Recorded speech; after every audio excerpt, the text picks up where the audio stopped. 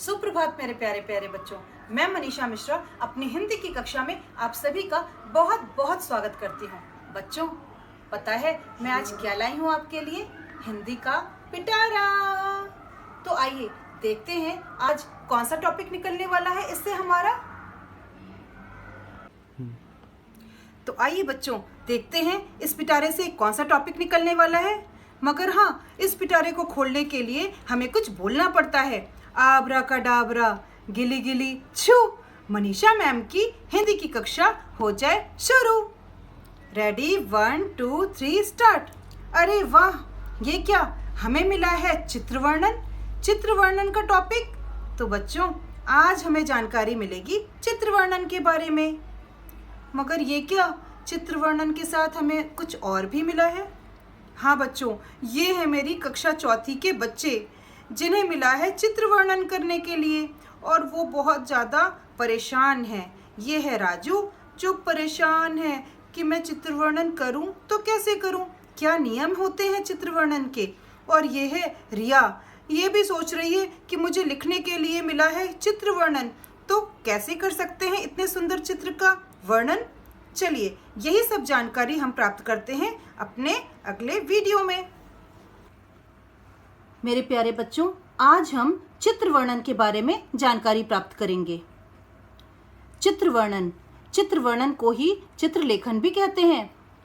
किसी भी चित्र को देखते ही मन में कई तरह के भाव आने लगते हैं। उन भावों को लिखित रूप देना ही चित्र वर्णन कहलाता है।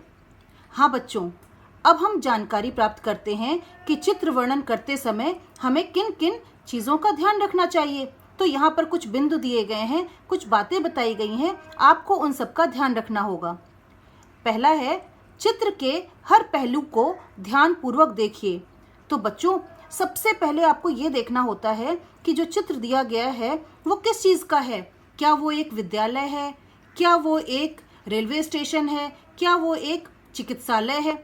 तो जिस भी चीज़ का चित्र दिया जाता है, पहली लाइन को आपको वही लिखना है कि यह दृश्य या यह चित्र एक विद्यालय का है, यह चित्र एक पार्क का है, या फिर यह चित्र एक रेलवे स्टेशन का है। दूसरी बात, कल्पना को लिखित रूप दीजिए। मतलब ये कि जो भी चित्र देखने के बाद आपके जहन में, आपके दिल में, आपके दिमाग में चीज़ें आती हैं, उनको आपको लिखित रूप में लिखना है। तीसरी बात, वाक्य छोटे छोटे बनाइए। हाँ बच्चों, ये बहुत ज़रूरी है। आप कोशिश करिए कि छोटे छोटे वाक्य बनाइए जो कि बिल्कुल सही हों। कोई ज़रूरत नहीं है कि आप बड़े वाक्य बनाएं और कठिन कठिन शब्द लिखें, बिल्कुल नहीं।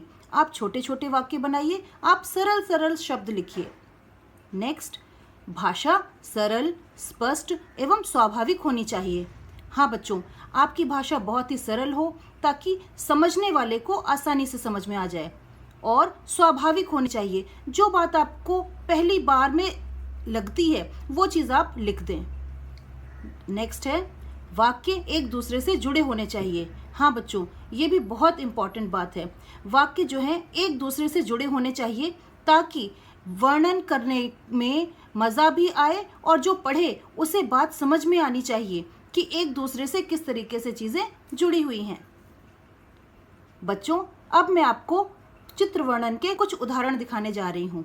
उसको हल करके आपको समझ में आ जाएगा कि चित्र वर्णन किस प्रकार करना है। तो देखिए बच्चों, यहाँ पर एक चित्र दिया हुआ है।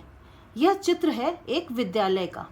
अब इस बार बच्चों आपकी सहायता के लिए मैंने जो चित्र दिया है उसके साथ में सहायता कोश भी दिया है। लेकिन हाँ, ये आपको हर बार नहीं मिलेगा, ये तो केवल आपके अभ्यास के लिए दिया है मैंने। हाँ तो बच्चों, अब हम इसको हल करते हैं। चित्र को आप ध्यान से देखिए और आपके दिमाग में, आपके दिल में कौन सी बातें आ रही हैं चित्र को देखते ही, वो आपको लिखनी होती हैं। तो पहली लाइन तो आप ये लिख देंगे कि यह हमारा विद्यालय है, या फिर यह दृश्य एक विद्यालय का है। विद्यालय के चारों तरफ डैश खिले हैं। तो क्या खिले हैं बच्चों? विद्यालय के चारों तरफ सुंदर फूल खिले हैं। यहाँ काफ़ी डैश है, साफ सफाई है। विद्यालय के एक ओर डैश खड़ी हैं। देखिए बच्चों, चित्र में आप देख सकते हैं बसें खड़ी हैं। कुछ डैश अपने, तो कुछ छात्र, कुछ बच्चे अपने खेल अध्यापक के साथ कसरत कर रहे हैं। कसरत करने से स्वास्थ्य अच्छा रहता है।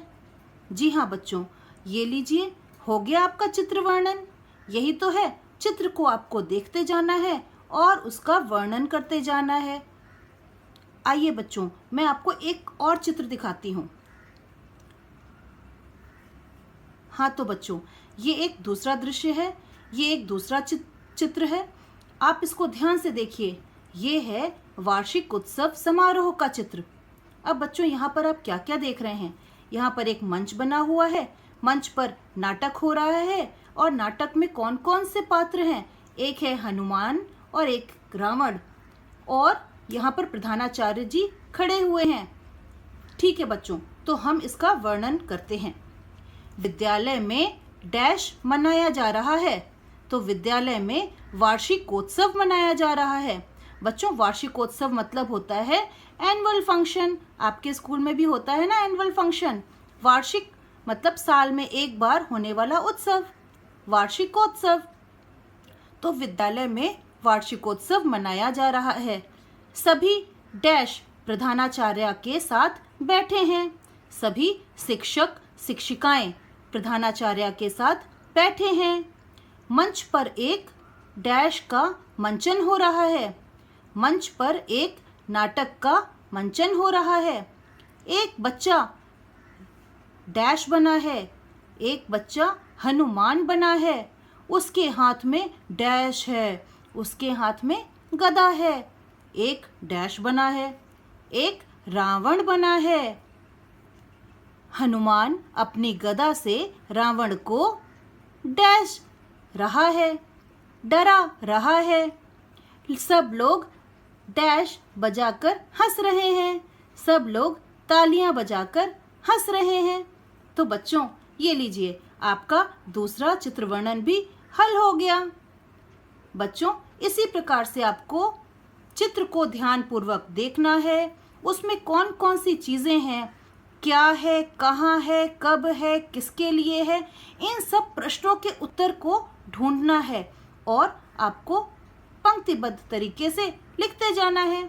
तो बच्चों, आप इसी तरीके से अभ्यास करेंगे। मेरे प्यारे बच्चों, क्या आप ये चित्र देख पा रहे हैं? जी हाँ बच्चों, इसी प्रकार का चित्र आपको कक्षा चौथी में चित्र वर्णन के लिए दिया जाएगा। तो बच्चों, इस चित्र को आप ध्यान पूर्वक देखिए। कितना सुंदर चित्र है ना? बड़ा ही मनोरम दृश्य है। ये एक पार्क का चित्र है। तो बच्चों, इस चित्र को आप ध्यान से देखिए। इसका वर्णन आपको करने को कक्षा के लिए दिया जाएगा और आपको परीक्षा में भी इसी प्रकार का कोई भी चित्र दे दिया जाएगा और उसके नीचे कुछ खाली लाइनें ड्रॉ की होंगी जिसमें कि आपको उस चित्र का वर्णन करना होगा। तो बच्चों, इस बार मैं ही आपको इस चित्र का वर्णन करके बता दे रही हूँ ताकि आपको सुविधा हो, आप समझ पाएं कि चित्र का वर्णन किस प्रकार करना है। तो आइए बच्चों, मैं बताती हूँ आपको कि इस चित्र का वर्णन आप कैसे कर सकते हैं। जी हाँ बच्चों, मैंने यहाँ पर चित्र का वर्णन किया है। तो बच्चों, क्या लिख सकते हैं हम? पहली लाइन, यह चित्र एक पार्क का है। यहाँ पर हरी हरी घास और नीला आसमान बहुत ही सुंदर लग रहा है। यहाँ पर कुछ बच्चे तरह तरह के खेल खेल रहे हैं तथा सभी बहुत ही प्रसन्न दिखाई दे रहे हैं। एक बच्ची झूला झूल रही है जबकि दूसरी अपनी बारी का इंतजार कर रही है। ये सभी बच्चे अपने अपने दादाजी के साथ पार्क में आए हैं। एक लड़का साइकिल चला रहा है तो दूसरा दौड़ लगा रहा है। एक बच्चा रंग बिरंगी पतंग उड़ा रहा है और ऐसा लगता है कि मानो उसकी पतंग तो आसमान ही छू लेगी। एक बच्चे के दादाजी सैर का आनंद ले रहे हैं तो दूसरे के दादाजी अखबार में देश दुनिया की खबरों का मजा ले रहे हैं। यह चित्र मुझे बहुत अच्छा लगा। तो बच्चों, लीजिए, हो गया आपका चित्र वर्णन। इसी प्रकार से आपको जो भी चित्र दिया जाए उस चित्र का वर्णन आपको बहुत सोच समझ के चित्र को ध्यान पूर्वक देखकर करना होगा। बच्चों, आशा करती हूँ कि इस प्रकार से बताए गए चित्र का वर्णन करने की जानकारी आपके लिए सहायक होगी। धन्यवाद। हाँ, तो मेरे प्यारे प्यारे बच्चों, मैं आशा करती हूँ कि इस वीडियो के माध्यम से चित्र वर्णन के बारे में दी गई जानकारी आपको समझ में आ चुकी होगी। आप इसी तरीके से चित्र वर्णन का अभ्यास करते रहें और स्वस्थ रहें।